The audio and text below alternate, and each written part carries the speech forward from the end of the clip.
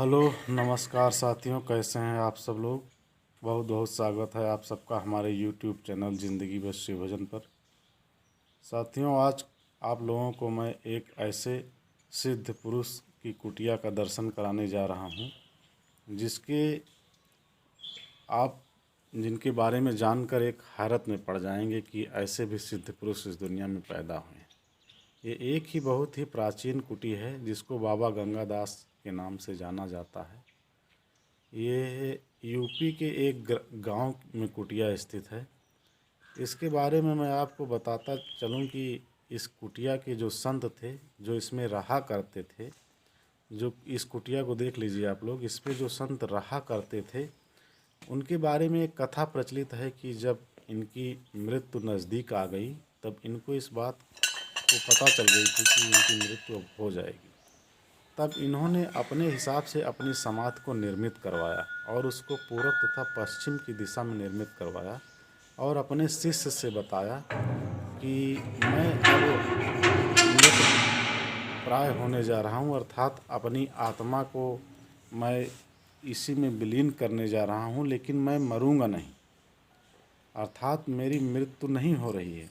मैं जिस दिन मरूंगा उस दिन मेरी ये जो समाधि पूर्व पश्चिम की दिशा में बनी हुई है वो उत्तर और दक्षिण में अपने आप घूम जाएगी।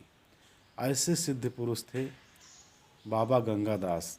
तो साथियों, आप इनके दर्शन कीजिए, इनको देखिए, ये बाबा हैं और इनके दर्शन से अपने जीवन को कृतार्थ करिए। मैं चाहता हूँ कि आप सबके जीवन में सारी परेशानियाँ इनके माध्यम से दूर हों, इनकी कृपा दृष्टि आप पर हमेशा बनी रहे। और साथियों, ये एक बहुत ही जंगल में सई नदी के किनारे पर स्थित एक कुटिया है जिसमें अभी भी संत लोग रहते हैं, अभी भी संत लोग रहते हैं। और आप देखिए कि ये समाधि में जिस तरह से विलीन हुए, उनकी समाधि उसी प्रकार से आज भी निर्मित है, क्योंकि ऐसी मान्यता है कि ये बाबा जीवित ही अपनी समाधि में प्रवेश कर गए थे और इनकी मृत्यु अभी तक नहीं हुई है, क्योंकि इन्होंने कहा था, ये ऐसे सिद्ध पुरुष थे जो बात कहते थे वास्तव में वो सच हो जाती थी। इन्होंने कहा था अपने शिष्य से कि मैं जिस दिन मरूंगा उस दिन हिंदू धर्म के अनुसार, जैसे कि मान्यता है कि हर हिंदू धर्म का दाह संस्कार, यानी कि जब मिट्टी दी जाती है तो वो उत्तर और दक्षिण की दिशा में दी जाती है, लेकिन इनकी समाधि आज भी पूर्व पश्चिम में बनी हुई है। जैसे कि इन्होंने समाधि ली थी, अपनी अंतहीन यात्रा पर निकले थे और समाधि लिया था।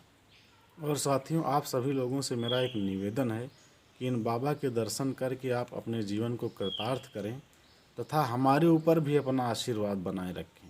ऐसे ही वीडियो देखने के लिए, ऐसी ही नई नई जानकारियाँ प्राप्त करने के लिए आप मेरे साथ जुड़ें, हमारे चैनल को सब्सक्राइब करें, लाइक करें, और यदि मेरी बातें आपको अच्छी लगें तो इसे आप अपने प्रियजनों, भाइयों बहनों, रिश्तेदारों में शेयर भी करें।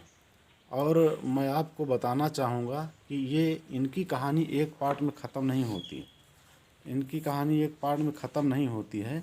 इनके पूरे जीवन काल का वर्णन करने के लिए मुझे कम से कम 2-3 पार्ट इनके संबंध में बनाना पड़ेगा, तब आप लोगों को इनके बारे में पूर्ण जानकारी मिल सकेगी।